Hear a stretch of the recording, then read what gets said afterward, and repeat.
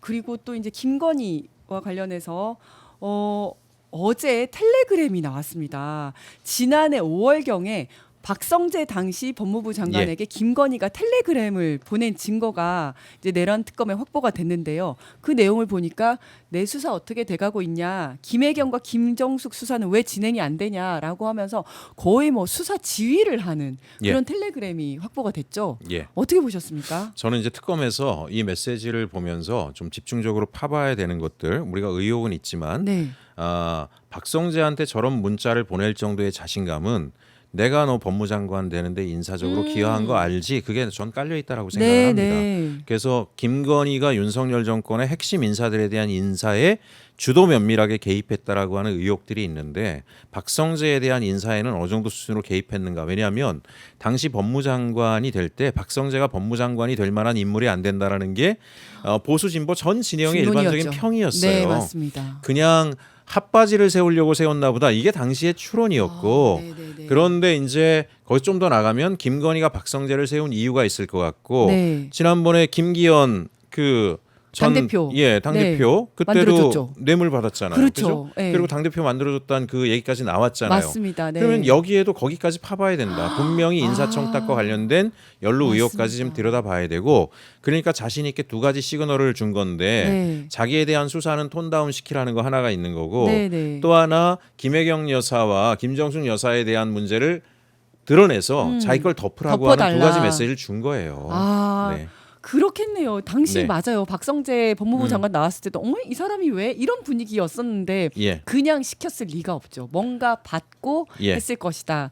그러니까 이렇게 그 법무부 장관에게 편하게 내 사건 어떻게 되냐, 왜 이런 사건은 제대로 안 되고 있냐, 이런 이야기를 편하게 할 수 있다는 거는 그 전에 이미 내가 너 시켜준 거야 이런 게 있으니까 가능한 거잖아요. 그죠? 그리고 이게 법무장관 정도 되고 박성재는 나름 자기 간에 빠져나갈 미꾸라지 같은 면이 많아요. 한덕수 비슷한 인물이거든요. 요만큼도 자기 손에 똥 안 묻히려고 하는 하지만 이권이나 권력에 대한 욕망은 아주 큰 사람이죠. 저런 문자를 받으면은 통상은 바로 조치를 못 해요. 왜냐하면 자기한테 어떤 리스크 흠집이 생길 가능성이 있잖아요. 대통령도 아니고 대통령이 해도 여러 가지로 문제가 되지만 대통령의 부인이 저런 걸 보냈는데 문자 받자마자 일사천리로 12일 만에 막 조치를 하고 인사조치를 하고 나중에 정권 바뀌어가지고 이런 거 다 드러나게 될 경우에 본인이 사법적으로 크게 다칠 수 있는 일을 약점 잡히기 전에는 저렇게 할 수가 없어요. 저는 뭔가 약점 잡힌 게 있다. 김건희한테. 그게 아마 인사일 가능성도 높겠다라고 보고 있는 거고 그래서 아까 그 부분을 들여다봐야 된다라고 말씀드리는 겁니다. 맞습니다. 저는 또 이걸 보면서 한 가지 느꼈던 게 이제 수사를 할 때 보통 텔레그램 메시지는 되게 복구하기 힘들다라고 알고 있었는데 이게 텔레그램 메시지가 복구가 된 거잖아요. 요즘엔 다 복구된다 다 그러더라고요. 되고 그러면 이것 말고도 굉장히 많을 텐데 여러 가지가 또 있을 수 있겠다라는 생각이 들더라고요. 그렇죠. 그래서 뭐 오늘 뭐 주제와는 좀 어긋나긴 하지만 검찰에 보안 수사권을 둘 거냐 말 거나 뭐 경찰을 믿을 수 있냐 없냐. 저는 경찰한테 수사권 다 주면 경찰이 확실한 수사 기술로 수사를 제대로 한다. 보안 수사권 여지 검찰에 남길 아무런 이유가 없다. 오히려 검찰의 단호한 조치를 하는 것을 통해서 경찰에게 불법적인 행동을 반복적으로 하면 이런 꼴을 당한다라고 하는 메시지를 주고 소위 그 일부 국민의힘 정치인들이 많이 한 걸로 알고 있는데 지방에서 경찰 인사에 많이 개입했다 그러더라고요.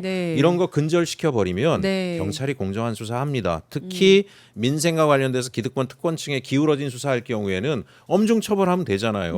그러면 이제 수사 능력이 있는 경찰한테 주면 되는데 괜히 어설프게 여지를 남길 아무런 이유가 없고 그 여지가 반드시 나중에 화근이 된다라고 생각하기 때문에 계속 떠드는 겁니다. 경찰한테 아까 텔레그램 얘기하셨지만 수사 능력이 엄청나게 발전했고 능력이 되니까 권한을 주고 대신 책임도 분명하게 주고 거기에 대해서 잘못되면 불법적 조치에 대해서는 단호한 조치를 하면 되는 거잖아요. 그 단호한 조치를 할 거다라고 하는 시그널이 바로 검찰 개혁으로 주어지는 게 좋다. 검찰꼴 당하지 않으려면 경찰이 이제부터 주어진 큰 권한을 국민을 위해서 제대로 행사를 하면 좋겠다. 이렇게 가면 되지 않을까 싶습니다. 맞습니다. 그리고 만약에 좀 수사가 미진한 게 있으면 검찰에서 보안 수사 요구를 하면 됩니다. 예, 그러니까 맞습니다. 경찰에게 이 부분 더 수사를 하라라고 요구를 하면 되는데 지금 보안 수사권을 자체를 자기가 수사권을 갖고 싶어 예. 하는 거는 수사권 놓고 싶어 하지 않는 거거든요. 그렇죠. 그 조직 그대로 가져가려고 맞습니다. 지금 거기 있는 수사관들 다 데려가서 몸집을 맞습니다. 유지하려고 하는 거잖아요. 그렇습니다. 네, 그래서 안 됩니다. 정권이 바뀌거나 조금 이제 여기에 이제 검찰 개혁의 칼날이 무뎌지면 다시 수사를 하려고 맞습니다. 하는 겁니다. 예. 그래서 절대 우리가 여기에 놀아나서는 안 된다라는 예. 생각이 들고요. 예. 만약에 이제 아까 말씀하신 것처럼 이제 박성재 전 법무장관이 김건희 여사의 수사 무마를 위해서 검찰 인사를 단행을 하고 이랬다면 요거 이제 청탁금지법 위반이 되는 거 아니겠습니까? 맞습니다. 예. 네, 청탁금지법 위반도 되고 그리고 또 명태균 수사 내용을 또 실시간으로 김건희에게 전달해 줬다. 요런 이제 의혹도 있고 요 부분에 대해서도 특검이 수사를 하고 있는데요. 예. 이렇다면 기밀 유출죄도 될 수가 있습니다. 그렇죠. 네. 일단 정치적인 파장이 큰 그 수사니까 네, 네. 본인이 수사의 추이에 대해서 뭐 일부 보건 받을 수는 있을 거예요. 네, 국회에 네. 가면 또 의원들이 명태균 관련 건에서 법무부 장관은 어떤 입장이냐 뭐 얘기하면 답변 정도 할 수 있는 수준 네. 정도는 자기도 전체적인 흐름은 파악해야 되겠지만 이건 수사의 세부 내용, 네. 외부에 공개되어서는 안 될 내용까지도 일일이 다 보고를 받아서 받았다라고 하는 의혹이 있는 네, 거고 받아서 그거를 김건희에게 맞습니다. 전달을 해준 김건희 거니까. 당사자에게 전달을 그렇죠. 했다라고 하는 건 네, 기밀 네. 누출까지 되기 때문에 이 중대범죄에 해당할 수 있습니다. 이 부분까지도 저는 다 조사를 해야 된다라고 저도 생각하고 동의합니다. 맞습니다. 그래서 굉장히 의심스러웠던 게 작년 11월 달까지 명태균 수사가 굉장히 잘 되다가 그때 딱 멈췄어요. 맞습니다. 네, 그래서